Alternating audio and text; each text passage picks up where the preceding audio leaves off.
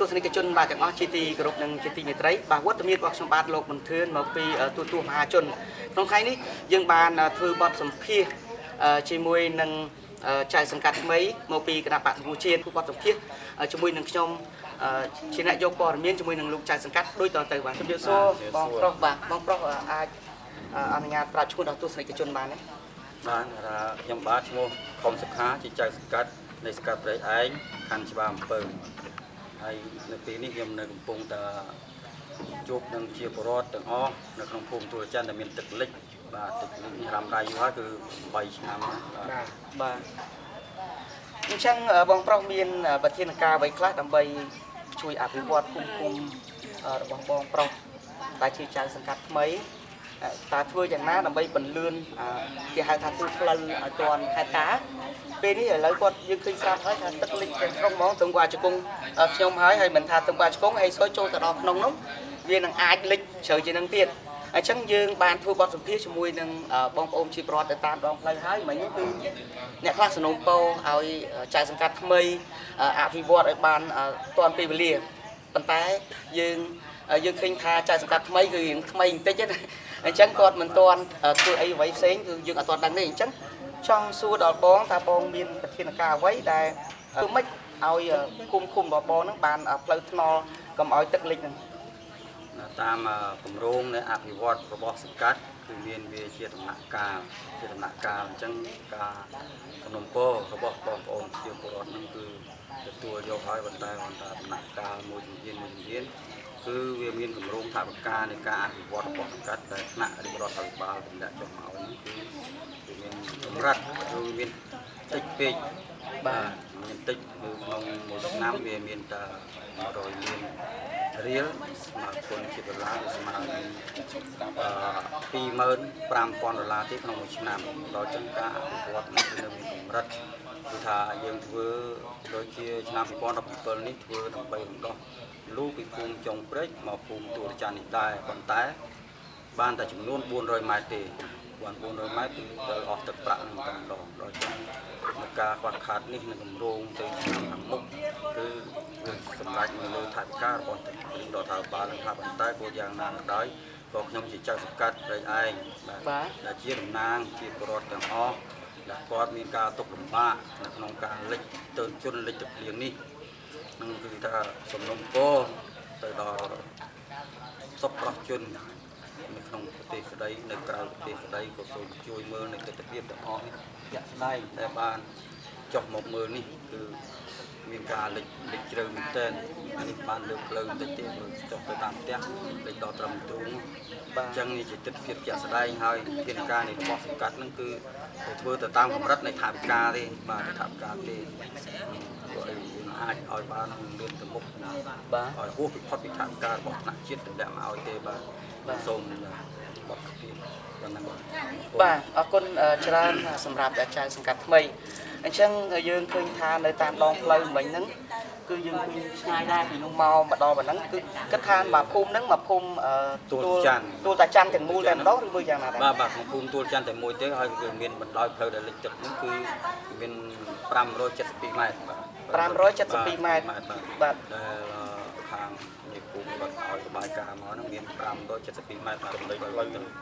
តែមួយភូមិឬមួយក៏ប្រហែលភូមិមួយភូមិទេមួយភូមិនៃផ្លូវតែមានទស្សនវិជ្ជាទាំងអស់នេះគឺក្នុងតែមួយភូមិទួលច័ន្ទទេបាទក្នុងដែលខ្ញុំបានជម្រាបពីព័ត៌មាននេះបាទហើយបងមានបានតំណែងដើម្បីឲ្យគាត់ចុះត្រួតពិនិត្យផ្ទាល់នៅឋានភាពរបស់ជីវរដ្ឋដែលយើងឃើញហើយថាទឹកលិចទាំងស្រុងតែម្ដងគឺធំបាក់ជង្គង់តែបើសិនជាក្មេងយើងបដោយក្មេងវាអាចលងបាទវាអាចលងក្មេងទូចជួនកាលទៅបងប្អូនប្រជាពលរដ្ឋខ្លះគាត់មានកូនទូចគាត់ទៅធ្វើការឬអីដើម្បីចិញ្ចឹមជីវិតអញ្ចឹងបើសិនជាងាកលិចយើងងាកលិចចឹងទៅអាការទំនុកចិត្តរបស់គាត់ហ្នឹង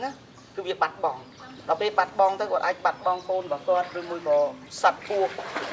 ស្អីអ្វីធំវាឡើងលើផ្ទះទៅវាអាចមានបញ្ហាដល់ជីវិតអញ្ចឹងចង់សួរដល់បងតើបងបានជួបជាមួយនឹងមន្ត្រីខាងលើហ្នឹងដើម្បីឲ្យជួយអន្តរាគមន៍ដល់ភូមិឃុំសង្កាត់បងទេបាទថាពីត្រឹមតែខ្ញុំចាប់ចូលថ្មីនេះខ្ញុំបានទៅសិក្សាជាមួយនឹងថ្នាក់ខណ្ឌ ហើយបាទមានជារបាយការណ៍ទៅហើយគឺ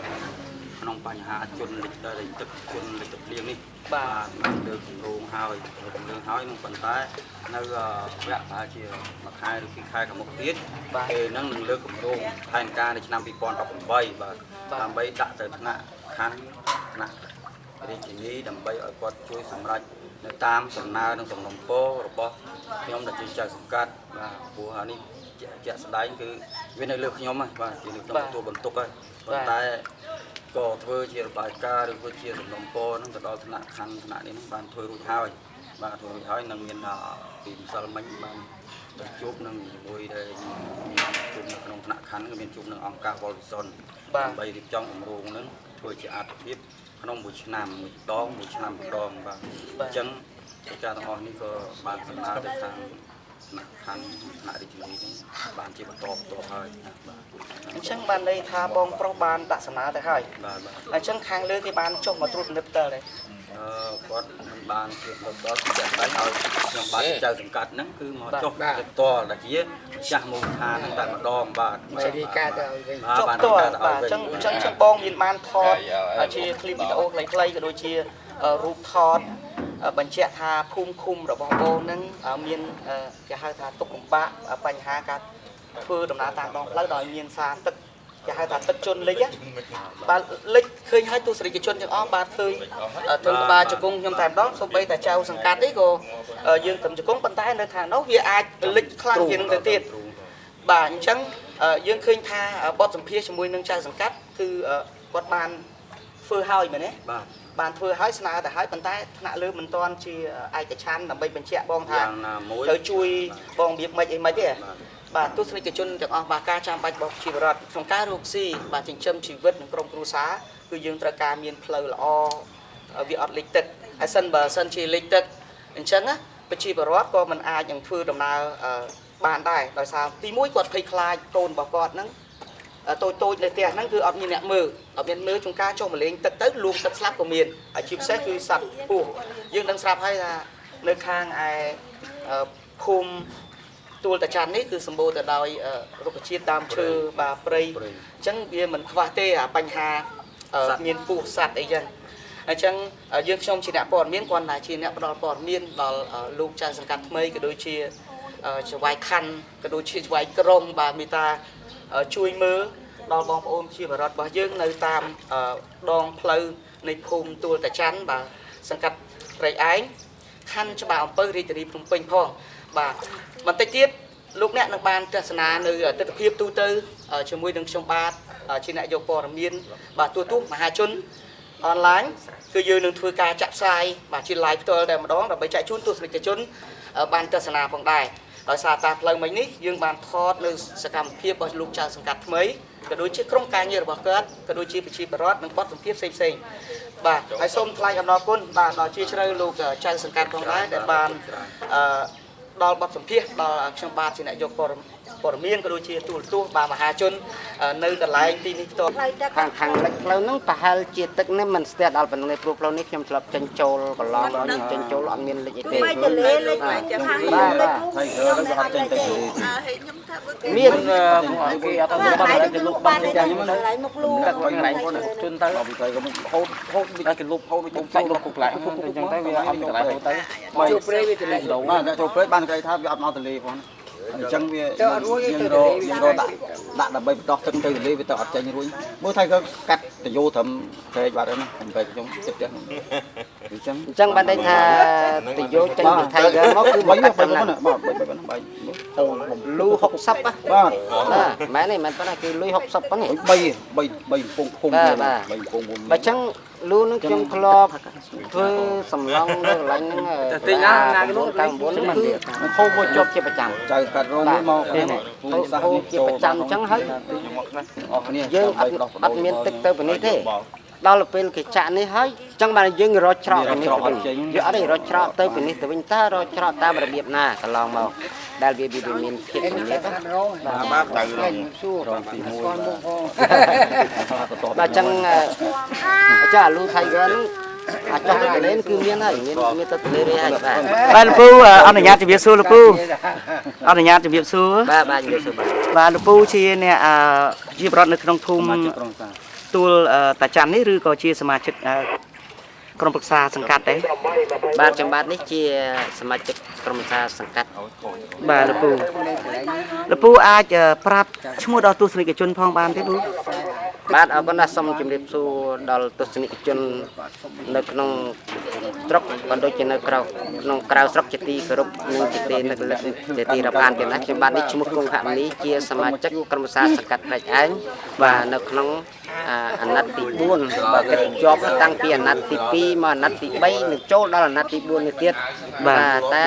ខ្ញុំនេះពុំបានចូលនៅក្នុងគណៈកម្មការត្រួតពិនិត្យបញ្ហាលទ្ធកម្មឬក៏ការអភិវឌ្ឍនៅក្នុងឃុំសង្កាត់ទេវាជាសមាជិកសាមញ្ញចឹងណាតែពេលនេះគឺបាទអាណត្តិនេះខ្ញុំបានចូលនៅក្នុងគណៈកម្មការគេថាគ្រប់គ្រងគម្រោងហើយនឹងគណៈកម្មការលទ្ធកម្មបើចឹងទេមានតួនាទីដើម្បីចោះជួបប្រជាពលរដ្ឋបាទដើម្បីសម្ដែងឲ្យដឹងថាប្រជាពលរដ្ឋមានកង្វះខាតអ្វីបាទជួបឧបសគ្គអ្វីមានបញ្ហាអ្វីដើម្បីហើយគាត់តម្រូវការអ្វីដើម្បីយើងទាំងអស់គ្នាយកទៅធ្វើការពិភាក្សាប្រជុំដើម្បីរកដំណោះស្រាយជូនគាត់បាទឥឡូវបានជួបហើយបញ្ហាបាទអញ្ចឹងលោកពូគិតថាអាទឹកចំនួននឹងលិចហ្នឹងគឺលិចអស់រយៈប្រហែលឆ្នាំហើយមើលបាទតាមព័ត៌មានដែលបងប្អូនជាប្រដ្ឋលោករស់នៅទីនេះលោកថា6ឆ្នាំមកហើយ6ឆ្នាំហើយវាទៅជាបាទផ្ទះគោកវាទៅជាផ្ទះទឹកហើយបាទការធ្វើដំណើរដោយថ្មើរជើងវាទៅជាជិះក្បូនជិះទូកទៅហើយបាទដល់អញ្ចឹងបានពេលនេះគឺជាពេលដែលយើងខ្ញុំទាំងអស់គ្នាមានការខ្វល់ខ្វាយកង្វល់អំពីសុខទុក្ខរបស់លោកជាច្រើនបាទអញ្ចឹងហើយបានខ្ញុំចុះមកក្នុងថ្ងៃនេះដើម្បីចង់សិក្សាសួរសុខទុក្ខគាត់ផងហើយនឹងដើម្បីប្រមូលនៅទិន្នន័យនៃផលលំបាករបស់ប្រជាពលរដ្ឋទាំងអស់នេះដើម្បីយកទៅធ្វើការប្រជុំដោះស្រាយនិងធ្វើសំណើទៅថ្នាក់ខណ្ឌរហូតទៅដល់ថ្នាក់រាជធានីសូមឲ្យលោកមេត្តាចុះមកជួយពិនិត្យបាទត្រួតពិនិត្យនៅភូមិសាស្ត្រនៅភូមិទួលច័ន្ទនេះថាលិចគឺលិចពិតប្រាកដមែនបាទអញ្ចឹងតើលោកខាងលើឬក៏មានប័ណ្ណបញ្ជាអ្វីឬក៏លោកមានដំណោះស្រាយយ៉ាងម៉េចដើម្បីជួយយើងខ្ញុំដែលជាអាជ្ញាធរដែនដីនៅក្នុងសង្កាត់ក្រែងនេះបាទអរគុណច្រើនលោកពូហើយលោកពូយល់យ៉ាងណាដែរចំពោះការប្រភពទឹកដែលយើងលិច3 4 5 6ឆ្នាំហ្នឹងតើវាលិចដោយសារអ្វីឬយើងហាក់បីដូចជាមិនសូវជាមានភ្លៀងធ្លាក់ច្រើនទេប៉ុន្តែលិចរហូតតើវាមានប្រភពរបស់វាតើពីមូលហេតុអីបានចិត្តតែលិចយ៉ាងផ្លូវហ្នឹងបាទសាធុប្របីណាស់បាទលោកគ្រូខាងសារព័ត៌មានលោកមានសំណួរនឹងគឺជាសំណួរចាំបាច់បំផុតតម្រូវការបំផុតហើយព្រោះថាក្រោយអំពីការចាក់ដីទំនាបនៅជាប់ផ្លូវ Tiger ថ្មីផ្លូវអាស៊ានហ្នឹងបាទក្រោយពីចាក់ដីកាលពីមុនចាក់ដីហ្នឹងគឺអត់លិចទេគឺណាបាទបានន័យថាកន្លែងហ្នឹងជាកន្លែងសម្រាប់ស្តុកទឹកបាទហើយមានប្រព័ន្ធលូមួយទៀតបាទកាត់ថ្នល់ហ្នឹងគឺទៅឆ្លងទៅដីរបស់ឯកឧត្តមលុតហ៊ុននោះបាទដែលជាកន្លែងបឹងទំនាបនោះអាចដោះបានតែក្រោយពីចាក់ដីជាប់ផ្លូវនឹងជិតអស់ទៅកន្លែងនេះវាទៅជាកន្លែងប្រភពស្រះឬក៏អណ្ដូងមួយហើយបាទជាទំនាបមួយហើយទៅបីភ្លៀងតិចមកក៏នៅនឹងអត់មានតារារួចទេហើយម្ល៉េះហើយភ្លៀងមិនជាច្រើនមកតិចទេប៉ុន្តែវាចិត្តតកនតិចម្ដងមកបាទអត់មានកន្លែងដែលត្រូវបាទជ្រាបជ្រកទៅកន្លែងណាទៀតណាលោកណាបាទអរគុណច្រើនលោកពូបានផ្ដល់បទសម្ភាសន៍ដល់ខ្ញុំបាទមកពីទូទស្សន៍មហាជនពូបាទទូទស្សន៍អនឡាញអរគុណបាទសុខសប្បាយពូបាទមានទេ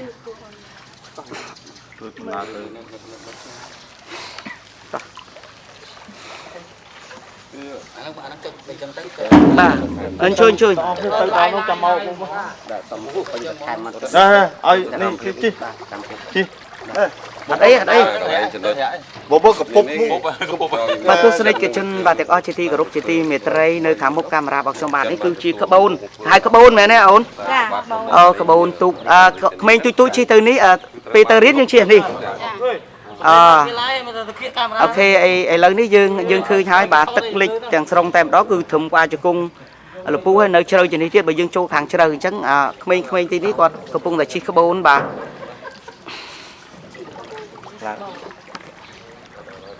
បងឡើងវិញអី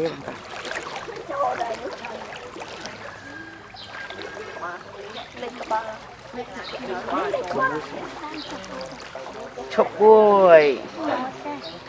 បងសុំទោសបងកាន់តែជាប់ព្រោះខ្ញុំថតទេដាក់ដុំឆែកមើលទីថ្ងៃទីមើលបានអត់ tôi trong cái đó được lại chưa đây cái đó អរគុណបងអរគុណ bây giờ hiện đang nó cái miếng nhạc ống á ống បងជួយទុកក៏បានដែរអ៊ំ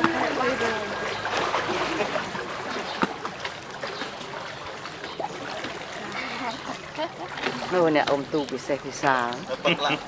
bật lại chưa thôi cho anh chưa thấy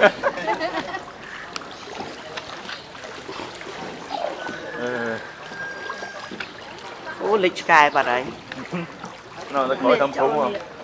nó sẽ mắm បាទទស្សនិកជនបានឃើញស្រាប់ហើយគឺនេះទីផ្ទះជីបរិទ្ធបាទយើងឃើញថាលិចចូលទៅក្នុងផ្ទះតែម្ដងបាទឃើញលិចហើយ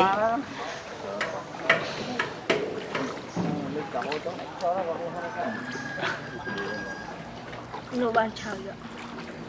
nhưng mà chơi bên tên បាទអានោះជ្រៅ cậu xuống tè tè khoác mấy thằng kia là lên nó បាទលោកចៅសង្កាត់ក៏ដូចជាក្រុមការងារបាទសង្កាត់ព្រៃឯងកំពុងតែចុះផ្ទាល់ដើម្បីសម្ដែងសម្ដារជាមួយនឹងប្រជាពលរដ្ឋក៏ដូចជាគម្រោងនិងរៀបចំធ្វើអភិវឌ្ឍផ្លូវជូនដល់ប្រជាពលរដ្ឋ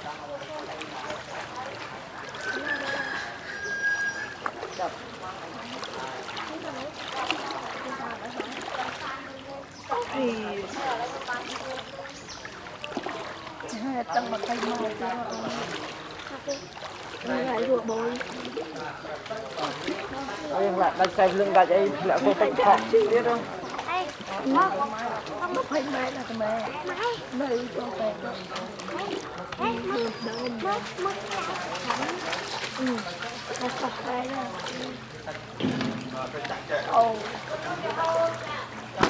không thèm Trên đây kiểu đỏ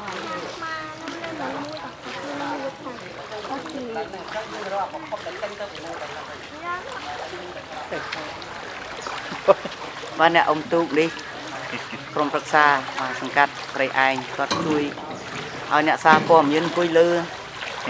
បាទគាត់ជួយអរគុណច្រើនហើយអ្នកអ៊ំទូកដល់បរោះស្អាតដល់សង្ហា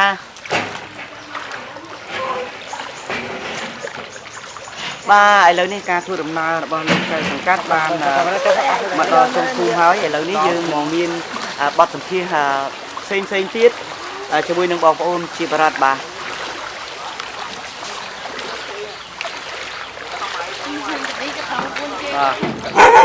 ជាបងប្អូនជាប្រវត្តិយើងនៅក្នុងសង្កាត់ព្រៃឯងនៅក្នុងភូមិទូច័ន្ទសង្កាត់ព្រៃឯងខណ្ឌសេវាអំពើនៅរាជធានីភ្នំពេញ គឺជាផលលំបាកខ្លាំងមែនទែនបាទខ្ញុំសូមឲ្យរដ្ឋាភិបាលបានមើលបានលើទស្សនាឲ្យខាងជួយសម្រួលបងជារដ្ឋផងជួយជួសជុលជួយដាក់លូដាក់អីយ៉ាងម៉េចក៏ទីសាស្ត្រដើម្បីរំដោះទឹកបាទខ្ញុំមានច្រើនតែប៉ុណ្ណឹងបាទអរគុណ ច្រើនអរគុណច្រើនបងប្រុសគ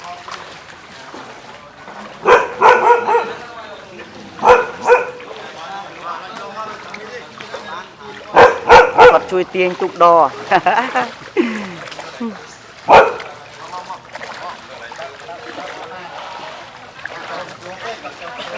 cho anh đi tay sát chứ mà miếng nó tay cái anh nhé